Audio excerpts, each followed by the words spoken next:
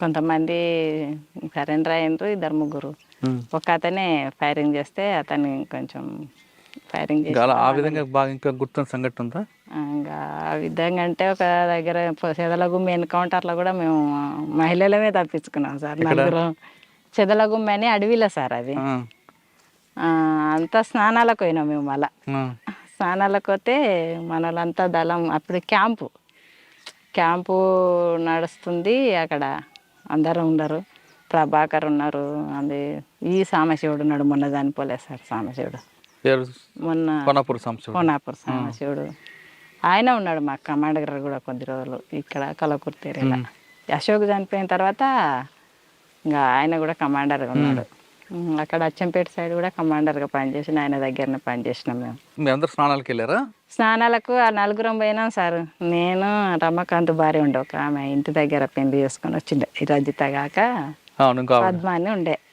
ఆ పాప సరిత అని ఒక పాప ఉండే, ఇంకొక అమ్మాయి ఉండే, భార్యతో ఏమో ఉండే. వీళ్ళందరి కొత్తనే నేనే కొంచెం అటు తెలిసిన మనిషిని, ఇంకా కొద్దిగా సీనియర్ మనిషిని, కొద్దిగా ఏరియా ఇక్కడ పోవాలన్నా తెలిసిన దాన్ని. అందరిని స్నానాలకు పంపించిండు. పక్కన జనార్దన్ షికారుకి పోయిండ్రు, ఏమన్నా దొరుకుతుందేమో కానీ పని తీసుకొని షికారుకి వెళ్ళిండ్రు. మమ్మల్ని ఆడ స్నానం చేయండి అని చెప్పి వెళ్ళి దారం మొత్తం పైన ఉన్నారు. ఇద్దరు మళ్ళా సమానికి వెళ్ళిండ్రు సార్.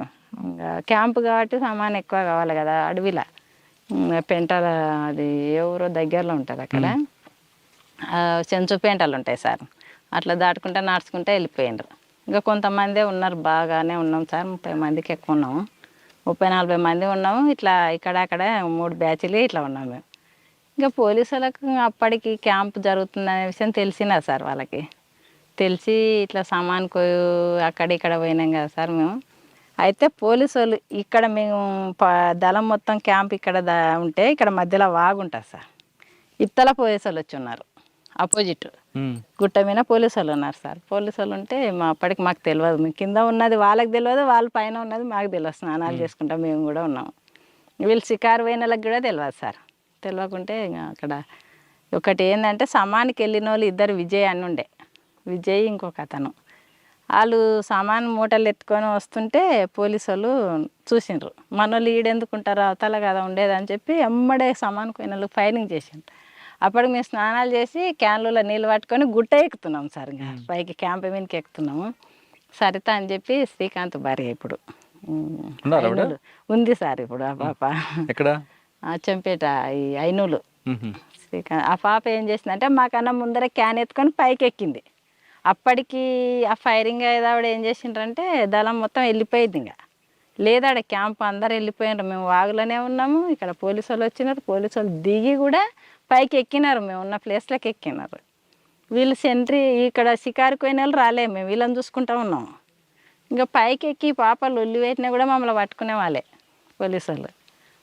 ఆ పాప ఏం చేసిందంటే డ్రెస్సులు వేరే ఉన్నాయి, కొత్త పాప అసలు డ్రెస్సులు వేరే ఉంటాయి. సెంటర్ దగ్గర ఎవ్వరు లేరు, మన వాళ్ళు అయితే ఒక్కరు కనబడతలేరు అని క్యాన్ ఆడనే పెట్టి కిందకి దిగి వచ్చింది అంతే. ఇంకా ఇట్లా సెంటర్ ఉంటుంది, సెంటర్ దగ్గర కింద పెట్టింది. పోలీసు వాళ్ళు ఆ పాపను చూసలేరు అంతే. మేము సీరియల్ కట్టుకొనే ఉన్నాం, మళ్ళీ అప్పటికి స్నానాలు చేసి సెంటర్ దగ్గర పెట్టి ఇంకా కిందికి దిగి వచ్చి నాకే చెప్పింది, అక్క మన వాళ్ళు అయితే కనబడతలేరు, ఎవరో కొత్త వాళ్ళు కొత్త డ్రెస్సులు కనబడుతున్నాయి అని అన్నది.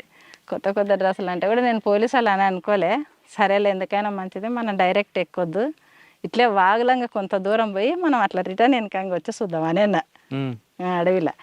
అంటే సరే అని చెప్పి అలా ముగ్గురిని తీసుకొని నేను నలుగురం కొంత దూరం ఇంకా పోతున్నాం. ఇట్లే క్యాన్లు ఇడిచిపెట్టినాము. ఇంకా బ్యాగులు ఉన్నాయి, ఇట్లా చీరల మీద ఉన్నాం అడవిలో, బ్యాగులు ఉన్నాయి. పోతుంటే ఏమైందంటే మా ఈ జనార్దన్ ఇద్దరు పక్కన ఇద్దరు ఇంకా షికారు పోయిన వాళ్ళు వచ్చిండ్రు. వస్తే వాళ్ళు పైనుంచి పోలీసు వాళ్ళు కిందికి దిగుతున్నారంట. మళ్ళీ దిగుతుంటే వీళ్ళు ఏమనుకున్నారు, మనోళ్ళే కదా పైనుంచి ఎందుకు కిందికి దిగుతున్నారు అని చెప్పి వీళ్ళు వస్తున్నాం అని దగ్గరికి వెళ్ళిండంట. ఇట్లా దగ్గరికి వెళ్ళే వరకు అరే మనోళ్ళు కానట్టుందని చెప్పి ఎమ్మడే జనార్దన్ ఫైరింగ్ చేసింది. అప్పుడు పోలీసులు వెనక్కి కొరికాను. ఆ ఫైరింగ్ శబ్దం విని మేము ఇంకా మనోళ్ళు అయితే కాదు, పోలీసులో ఉంటుంది, మనోళ్ళు లేక ఇంటర్లే కొత్త డ్రెస్సులు అంటే ఫైరింగ్ అవుతుందని చెప్పి అప్పుడు అక్కడ నుంచి కొంత దూరం పోయి మళ్ళీ డ్రెస్సులు మార్చుకున్నాము. ఈ అడవిలో ఇట్లా చీరల మీద పోలేము మనం, డ్రెస్సులు అయితే మార్చుకోండి అని చెప్పి డ్రెస్సులు మార్పించినాయి. ఇంకా యూనిఫామ్ వేసుకోండి మనం పోలేమని చెప్పి అంటే అప్పుడు మాకు అప్పుడు అర్థమైంది సార్. ఇంక ఇప్పుడు వీళ్ళకి ఎప్పుడైతే ఫైరింగ్ జరిగిందో జనార్దన్కి బక్క నాకు వాళ్ళు ఇంకా అప్పుడు అర్థమైంది ఇది ఎన్కౌంటరే, ఇంకా సార్ అన్నోళ్ళు లేకుంటారు, ఎట్లా చేసి ఇంకా మనం ఇక్కడ నుంచి అయితే వెళ్ళిపోవాలి అని చెప్పి వాళ్ళకి ఇంకా ఇన్ఫామ్ వేసుకొని అట్లా ఏట్లకు దిగి ఇంకా మాకు అప్పటికి ఎక్కడ పోవాలనేది కూడా తెలియదు. ఇంకా ఏట్లకు దిగి నైట్ అంతా నలుగురం అడవిలో వండుకున్నాం. ఇప్పుడు కృష్ణానది ఉంది కదా సార్, కృష్ణానది దాటి అవతలకి అడవిలో వండుకున్నాం. ఇంకా అక్కడ ఎట్లా సెంటర్ కూర్చుంటాం, ఇంకేం భయం అదేందో కానీ సార్ చాలా ధైర్యం ఉంటుందిలే. ఆడేళ్ళం కదా మనం ఎట్లా అనేది అయితే ఏముండదు, చాలా ధైర్యం ఉంటుంది. కదమ్మా, అడవిలో ఆడవాళ్ళకి ఇప్పుడు ఆడవాళ్ళకి నెలల సమస్యలు ఉంటాయి. అవును సార్. అవన్నీ పార్టీలకు వెళ్ళినప్పుడు మీరు బయట తిరుగుతున్నప్పుడు ఆ ఇబ్బందులు ఎలా ఎదుర్కొంటారు? ఇంకా ఇబ్బంది కొంచెం వాటర్ సమస్య ఉంటుంది, కొద్దిగా నొప్పి కూడా వస్తుంటుంది. అది ఒక్కడ తప్పితే ఇంకా సమస్య అప్పుడు కొంచెం రెస్ట్ లాగా కూడా ఇస్తారు సార్. ఇస్తారు పార్టీ పొలంకి సంబంధించి మందులు ఇస్తారు. ఇంకా దానికి సంబంధించి కొంచెం అర్థం చేసుకుంటారు, ఎక్కడైనా పనులకు పంపించాలని ఆ టైంలో కొంచెం. కానీ ఆ టైంలో మాత్రం కొంచెం ఇబ్బంది ఉంటుంది. ఇబ్బంది ఉంటుంది సార్, ఆ టైంలో ఇబ్బంది ఉంటుంది. కానీ పార్టీ కూడా అర్థం చేసుకుంటుంది. అన్నలకు చెప్తాం ఇట్లా సమస్య అంటే అర్థం చేసుకొని ఆ టైంలో రెస్ట్ ఇస్తారు సార్. ఎక్కడైనా పంపించాలంటే ఏమైనా సమస్య లేదంటే మనం వాళ్ళతో పాటు యథావిధిగా వెళ్ళిపోతాం. సమస్య ఉంటే అన్నలకు చెప్తే అర్థం చేసుకొని రెస్ట్ ఇస్తారు సార్. కానీ రాత్రులు ఎలాగమ్మా? అసలు మాకు ఇప్పటికీ అదొక పెద్ద సమస్య. అది అవునా సార్? చీకట్లో ఎలాగుంటారు? అసలు లైట్లు ఉండవు సార్. ఎంతసేపు ఉన్నా లైట్లు ఉంటుంది, ఇంత చిన్న టార్చ్ లైట్ ఉన్నా అది వెయ్యం ఎక్కువ. ఏదైనా మన గుంతనంలో ఏదైనా డౌట్ ఉంటేనే చిన్నగా వేసి చూడడం. అది ఉంటే ఏమవుతుందంటే లైట్లు ఉంటే ఇంకెమ్మడే పోలీసు వాళ్ళు పట్టేసుకుంటారు కదా సార్. మీరు ఎలా పడుకుంటారు అక్కడ రాత్రులు? ఏం లేదు, ఉత్త అడవిలోనే. కానీ ఇక ఇంత కవర్ ఉంటుంది, ఆ కవర్ వేసుకోవడం, పడుకోవడం. ఒక సెంట్రీ ఇంకా మనకు మొత్తం కూడా ఎంత దూరం వెళ్ళిపోయినా సెంట్రీ గంటకు ఒకసారి, అర్ధ గంటకు ఒకసారి సెంట్రీ ఉంటుంది. బయట నుంచి పోలీసులు వస్తే ఫైరింగ్ రెడీ అవుతారు. అవును సార్. దానికి మీరు ప్రికాషన్ రెడీ ఉంటారు. కానీ పడుకున్నప్పుడు పాములు, తేలులు వస్తుంటాయి కదా, అవి ఇంకా అవన్నీ అప్పుడు ఏం మాకు ధ్యాసకుండా కూడా ఇంకా అవి ఇంకా మాతో పాటు అలవాటు అయినట్టే ఉంటాయి సార్. ఇంకా ఇప్పటి వరకు అయితే అటువంటి ఇబ్బంది, అటువంటి ప్రమాదాలు జరగలే. వర్షాకాలం కూడా ఇంకా కవర్ కింద ఒక కవర్ ఉంటే పైన ఇంత చెట్టు ఉన్నా కూడా చెట్టు మీద కవర్ అని వేసుకుంటాము. లేదంటే తాళ్ళు పెట్టి ఇట్లా గుడిసెలాకి వేసుకుంటాం సార్. ఎవరు చెట్టు కాడ, ఎవరు కూర్చునే కాడ, ఎవరు వారం చదువుకుంటూనే ఉంటాం. సెంట్రీ ఉన్నదంటే మా పనులు మేమేందంటే ఒక బుక్స్ చదవడమే. ఏ బుక్స్? ఇట్లే విప్లవానికి సంబంధించిన బుక్స్ చదువుతాం సార్. పార్టీ తెప్పిస్తుంది ఎవరెవరే బుక్స్లు చదవాలని చెప్పి దళ కమాండర్ కానీ ఈ జిల్లా కమిటీ మెంబర్ కానీ బుక్స్ అవి చదువుకుంటాం. వేరే ఏముండదు. ఇంకా సాయంత్రం 4 అయిందంటే ఇంక మళ్ళీ మనం ఏ గ్రామానికి పోవాలి, ఎవరిని కలవాలి, ఏ సమస్యలు అనేది చెప్పి ఆ రోజు మాట్లాడుకుంటాం సార్. ఆ ఊర్లో ఉన్న సమస్యలు ఆ ఊరు సానుభూతి పరులతోనే తెలుసుకుంటాం కదా సార్ ముందే. పలానూరుకు పోయినామంటే పలానూరులో ఈ సమస్య అనేది మాకు ముందే ఉంటుంది సార్ ప్లాను. మేము ఏంటంటే సమావేశం అవుతాం కదా సార్. సమావేశం అయినప్పుడు పలానా ఊర్లో ఈ నెలలో ఈ సమస్యలు ఉన్నాయని చెప్పి మేము రాసుకుంటాం సార్. మొత్తం రాసుకొని ఆ గ్రామానికి పోయినప్పుడు మహిళా సంఘాలలాగా పెట్టడం, మహిళలను పోయి, లేదంటే ఫుడ్స్ల దగ్గర కూడా వాళ్ళకు కూడా సంఘాలలాగా ఏర్పాటు చేసి అవి పంచాయతీలు కానీ భూమి సమస్యలు కానీ ఏవి కానీ ఆ రోజు ఆ సమస్య గురించి మాట్లాడాలి. వీళ్ళని ఫస్ట్ వాళ్ళ దగ్గర మాట్లాడి తర్వాత ఆ రోజు అవుతుంది అనుకుంటే మాట్లాడతాం, లేదంటే తర్వాత వస్తామని చెప్పి వెళ్ళిపోతాం. అక్కడ మీరు పెట్టిన ప్రజా మీటింగ్లు ఉంటాయి, గ్రామ సభలు. అవును సార్. ఆ గ్రామ సభలో ఆ వ్యక్తి వినలేదనుకో పనిష్మెంట్ ఇస్తారా? ఇస్తాం సార్. కానీ చెప్పి చూస్తాం ఒక్కసారి, 1-2 సార్లు. అంతే, అంత తొందరగా యాక్షన్ అయితే తీసుకోం సార్ ఎవరైనా కానీ. అంతెందుకు మా ఊర్లో కూడా ప్రజాకోటి పెట్టినాం ఇద్దరం వచ్చి కూడా విప్నగర్లలో సార్. ఈ బ్రాండ్లలో కూడా అసలు పరిచయం సార్. ఇద్దరం వచ్చినాము, యూనిఫామ్ వినే ఉన్నాం, వెపన్స్ ఉన్నాయి మా దగ్గర. అప్పుడు మా నాయనని ఎవరైతే కొట్టించిండ్రో మస్తుగా ముక్కు భూమికి రాపించి పోయినాం ప్రజాకోటి పెట్టి. కృష్ణారెడ్డి అని ఉండే సార్ అప్పుడు. అయితే అప్పుడు పానగల దళం వల్లనే ఉన్నాము ఇద్దరం. ఉన్న తర్వాత ఊర్లో కొంచెం అది ఎలాగొండది పొలం పంచాయతీ ఉండే సార్, ఎస్సీలు. అది ఆ పొలం పంచాయతీ మా ఊర్లో ఒక అతను జిన్నుకు సంబంధించిన ఆయన ఉండే. అంటే ఆ సమావేశంకి వచ్చి ఆయన పిలిపించారా? లేదు, అనుకోనే మేము మాకు ప్లాన్తోనే ఈ ఊర్లో ఈరోజు ప్రజాకోటి పెట్టాలి, ఫలానా వాళ్ళని పిలిచని ఈ సమస్యల గురించి మాట్లాడాలి ప్రజల మీద ప్రజల దగ్గర అని చెప్పి మేము అనుకొని ఊర్లో పోలీస్ స్టేషన్ ఉన్నాగానే ఊర్లోకి వచ్చి వాళ్ళ ఇంటి దగ్గరకు వచ్చి తీసుకుపోయి ఎస్సీ వాడు అన్న కమిటీ వాళ్ళు ఉంటుంది ఆడికి తీసుకుపోయి ప్రజలు ఆయన గురించి మాట్లాడి ఇంకా ఆయన చేసిన నేహరాలు అన్నీ కూడా ప్రజలకు చెప్పి మీటింగ్ లాగా పెట్టి పాటలు పాడి ముక్కు భూమికి రాపించినాం ప్రజలని తప్పని ఒప్పించినాం వాడ ఆయన దగ్గర. కానీ పార్టీలో మావోయిస్ట్ పీపుల్స్ వార్ పార్టీలో వ్యక్తిగత కక్షలకు ఎక్కువ ప్రాధాన్యత ఇవ్వకూడదు అని ఉంటుంది. అవును సార్, వ్యక్తిగత కక్షలు ఏం కాదు సార్. మీ నాన్నగారు కొట్టినందుకు కదా కొట్టిన అతనే అంటున్నా కానీ ఆయన మీ నాన్నగారు కొట్టిన అతన్ని తీసుకొచ్చి నేలకు దానికోసం కాదు సార్ అంటే పాత నువ్వు అట్లా అనుకుంటున్నావా సార్? అట్లని కాదు, ఊర్లే అనేది మొత్తం పెత్తనం అతందే. అతను చెప్పినట్టు కొట్టడం కాకుండా చాలా తప్పులు చేశాడు. చాలా తప్పులు, మామూలుగా తప్పులు కాదు సార్. ఊర్లో పెత్తనం మొత్తం అతందే. అతను చెప్పినట్టే వినాలి, ఎవ్వరు కూడా ఎదిరించి మాట్లాడకూడదు. ఈ ఎస్సీలు ఉన్నారంటే మా ఊర్లో ఒక్కటే బావి ఉండే సార్ తాగడానికి నీళ్ళు. ఆ ఎస్సీల బావి ఇట్లా ముట్టుకోకూడదు, ఊరబావి అని ఉంటుంది సార్. అవి ఇంకా వేరే నీళ్ళు ఏవి ఉండవు. ఎంత ఊరు ఇంత పెద్ద ఊరైనా ఆ ఊరికి పోయి నీళ్ళు చదువుకొని రావాలి. అయితే ఎస్సీలు మేము పోస్తేనే, ఎస్సీలు కాకుండా వేరే కులం వాళ్ళు పోస్తేనే వాళ్ళు బిందె ఎత్తుకొని రావాలి. గంట సేపు కానీ వాళ్ళు బిందె ఇట్లా పెట్టి ఇట్లా నిలబడాలి సార్. ఒకవేళ మనం వాళ్ళు వచ్చి ముట్టుకున్నదంటే వాళ్ళని తీసుకుపోవడము, అనేక ఇబ్బందులు కొట్టడము చేయడము అట్లాంటివి ఉండవని చెప్పి కూడా జనార్దన దానికి ఎదిరించిండు కూడా సార్. ఊర్లే ఎదిరించి తోలుకపోయి కూడా నీళ్ళు సేదించిండు. ఇద్దరు భార్య భర్తలు ఒక దగ్గర ఉన్నారు కదా, కానీ జనార్దన్ అందు ఎక్కువగా కనిపిస్తుంది అటాక్లు, మీ తక్కువ ఉంటుంది ఎందుకు? జనార్దన్ అప్పటికే 90 కన్నా ముందు నుంచే పార్టీలో ఉన్నాడు కదా సార్. ఇప్పుడు నేను పోయింది అప్పటికి కొత్తగా బాగా తెలియదు, ఇంకా ఏరే తిరిగి చేయడము అది. ఇంకోటి జనార్దన్ కమాండర్ కూడా ఉన్నాడు కాబట్టి ఎక్కువ ఆయన ఫోకస్ ఉంటుంది సార్. అది ఎంత 8 సంవత్సరాలు ఉన్నారు మీరు? 8 సంవత్సరాలు. 8 సంవత్సరాలు ఇప్పుడు మీరు చెప్పినవన్నీ గుర్తున్నాయి. కానీ పార్టీలోకి వెళ్ళిన తర్వాత మీరు చేసిన కొన్ని మంచి పనులు ఉన్నాయి, కొన్ని పార్టీ ఆదేశాల మీద కొట్టడం ఉంది. ఎప్పుడైనా బాధపడ్డారా? తప్పు చేస్తున్నానా అని బాధపడ్డారా? లేదు ప్రజల కోసం ఈ పని చేయడం కరెక్టేనా? అలాంటి బాధలు అయితే ఏం పడలేదు సార్. ఇంకా కాకపోతే ఇంకా ప్రజలకు చైతన్యం కల్పించడంలో మేము కూడా విఫలమవుతున్నామని అనుకున్నాం సార్. ఇంకా కొంతమంది ఇన్ఫార్మర్లుగా తయారవడం మన దగ్గరకు వచ్చి కూడా ఇంకా ప్రజలకు ఇంకా ఎక్కువ విస్తృతంగా పోవాలి అని చెప్పేది మేము. అంటే ప్రజలకి చైతన్యం కల్పించడంలో కొంతమేర విఫలమయ్యారు అంగీకరిస్తారు. అవును సార్. ఓకే, మరి ఎందుకు వచ్చారు మరి?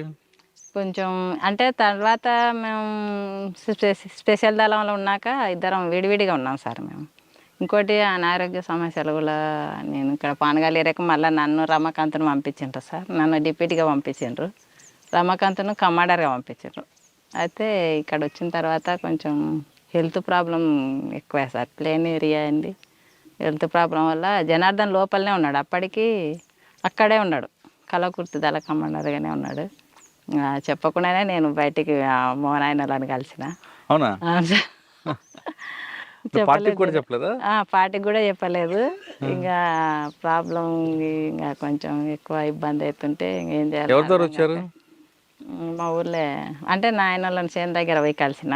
ఊర్లోకి వచ్చి ఇంకా నాయన ఊర్లో వెంకటేశ్వర సార్ ఉండే సార్, మొన్న వచ్చి లేకుండే సార్ డిఎస్పీకి వచ్చి ఆ సార్ దగ్గర పోయి నాయనలు మాట్లాడి సరెండర్ చేయించారు.